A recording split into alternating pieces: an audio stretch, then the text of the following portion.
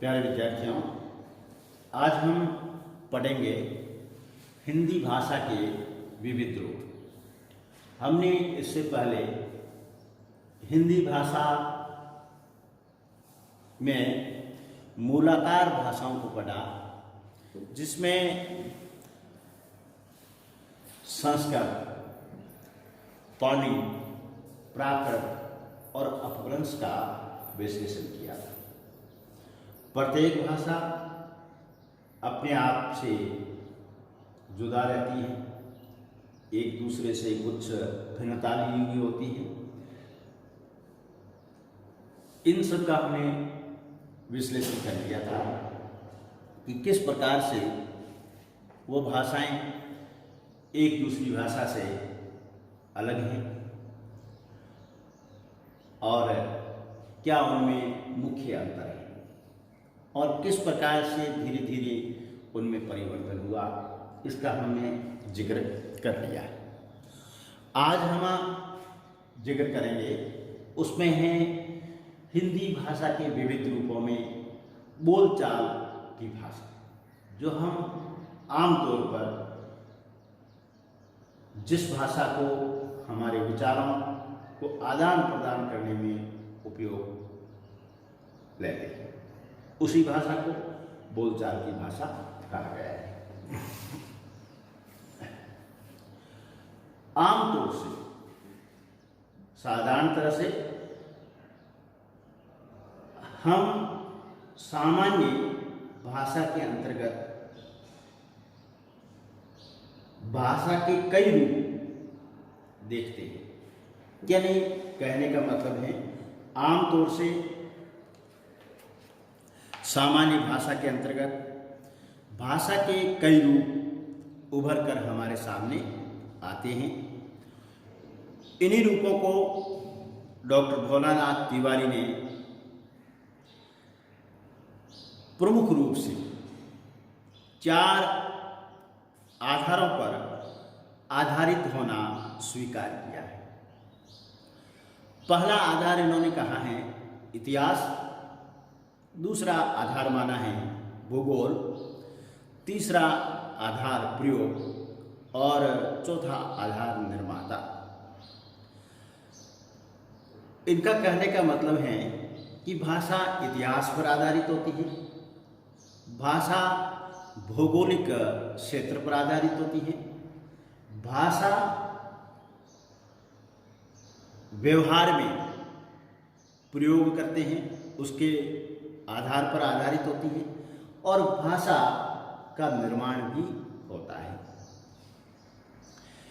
इनमें प्रयोग क्षेत्र सबसे विस्तृत हैं कि हम किस क्षेत्र में कहाँ कहाँ किस भाषा का प्रयोग करते हैं। ये प्रयोग का क्षेत्र जो है ये सबसे व्यापक है, विस्तृत है।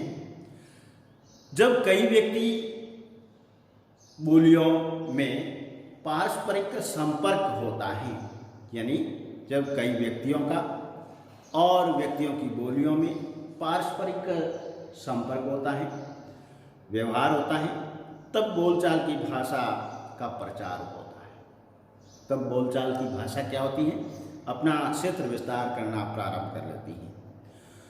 दूसरे शब्दों में आपस में मिलती जुलती बोली या उपभाषाओं में हुए व्यवहार से बोलचाल की भाषा को विस्तार मिलता है।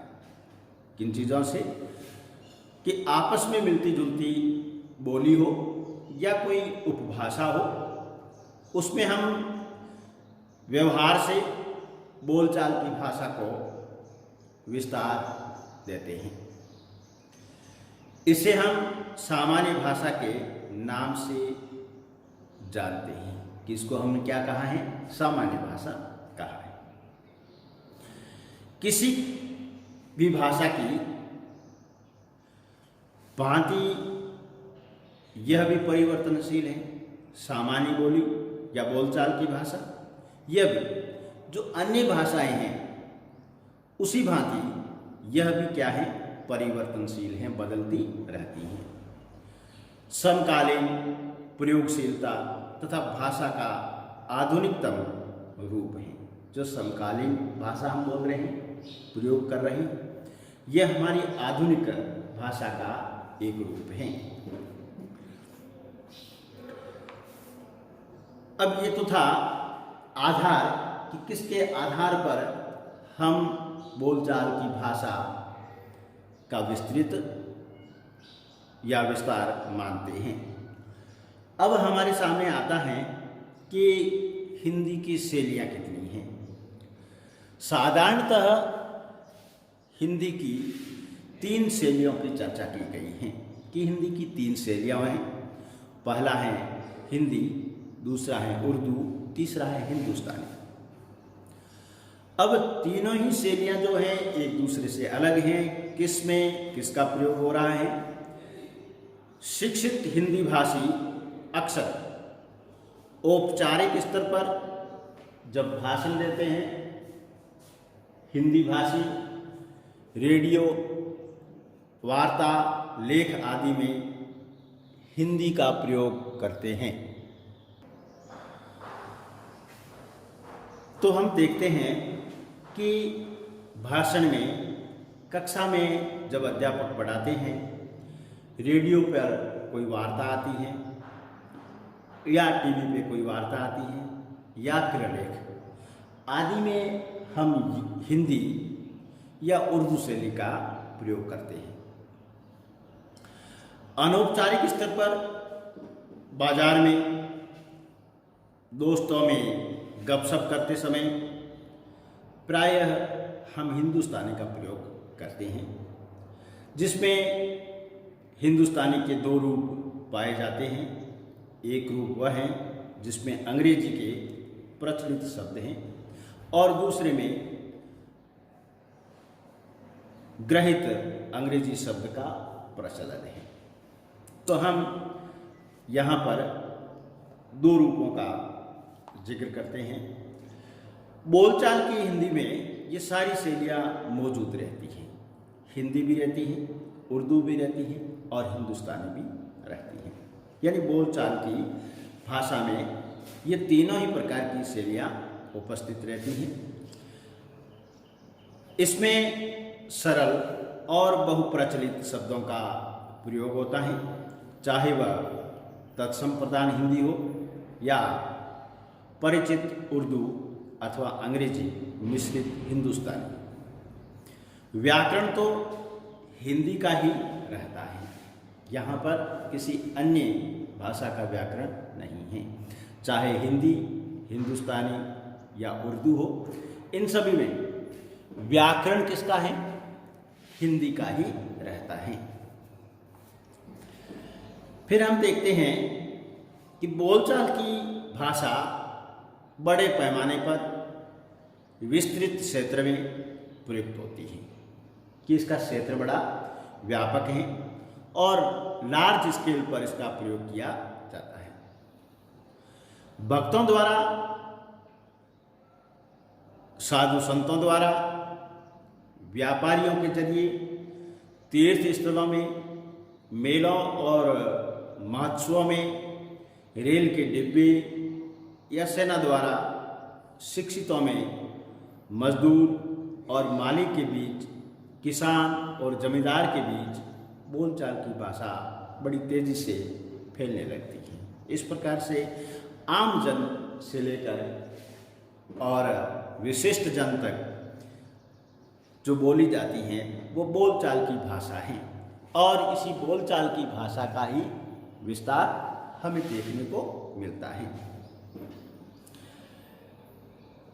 हम देखते हैं तो यहाँ कह सकते हैं कि ये प्रेम की भाषा है, बोली है, भाईचारे की है। इस मिट्टी की तथा हमारी संस्कृति की भाषा है। कौन सी? बोलचाल की भाषा। अपनापन मिलेगा, भाईचारा मिलेगा और मिट्टी की सौंधी गंध मिलेगी इसमें और हमारी संस्कृति के आयाम इसमें जुड़े मिलेंगे।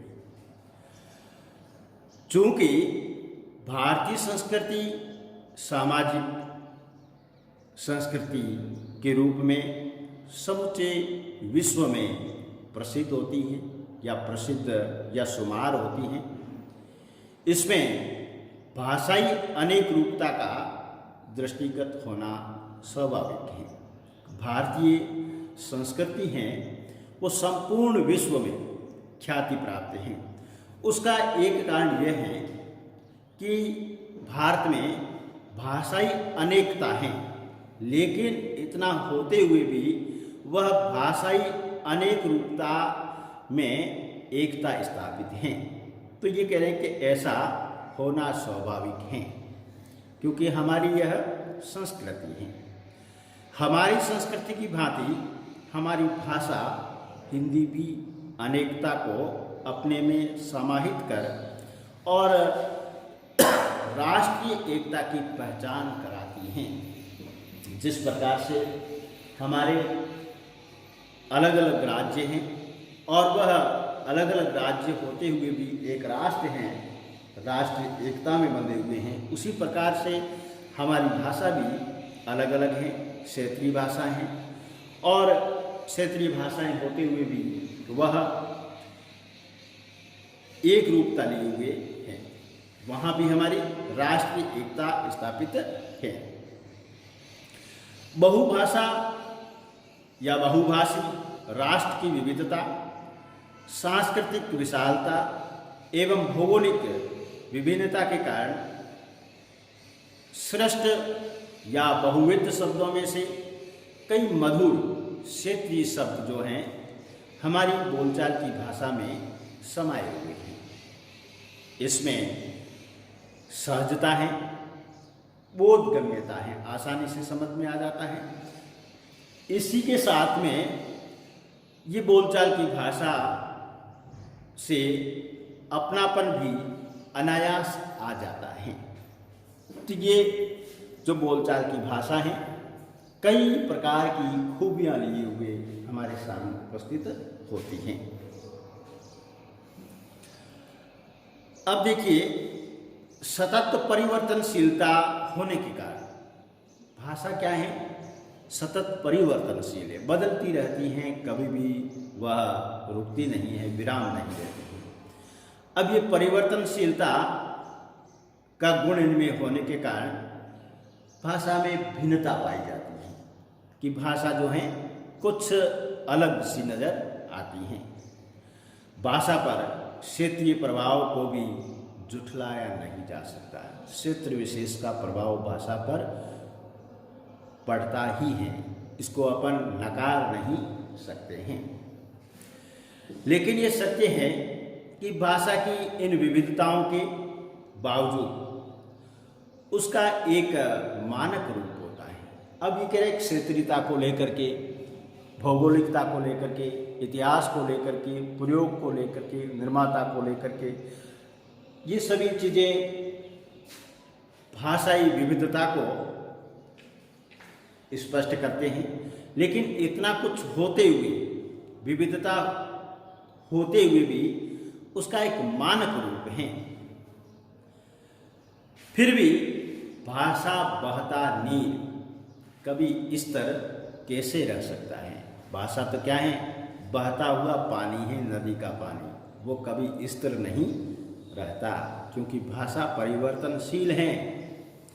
जन जन तक फैलकर, सबसे घुल मिलकर, यानी भाषा जन जन तक फैली हुई है और सबसे घुल मिलकर उसका एक मौखिक रूप सदा बरकरार रहता है। क्या, कौन सा रूप? मौखिक रूप बरकरार रहता है बोलचाल की भाषा का, जनभाषा का। और मौखिक रूप कैसा होता है? जो सरल भी होता है, सहज भी होता है और बोधगम्य, आसानी से समझ में आ जाए ऐसा होता है और बहुत ही मधुर भी होता है। प्यारे बच्चों, आज हमने बोलचाल की भाषा का सामान्य परिचय पढ़ा, जिसमें बोलचाल की भाषा के आधार, उसकी शैलियाँ और उसका क्षेत्र कैसा है, कौन से क्षेत्र से, कौन से आधार से बोलचाल की भाषाएं अपना व्यापक स्थान ग्रहण कर लेती हैं, इन सब का अध्ययन अपने किया। आपको मेरा यह विवेचन विश्लेषण कैसा लगा?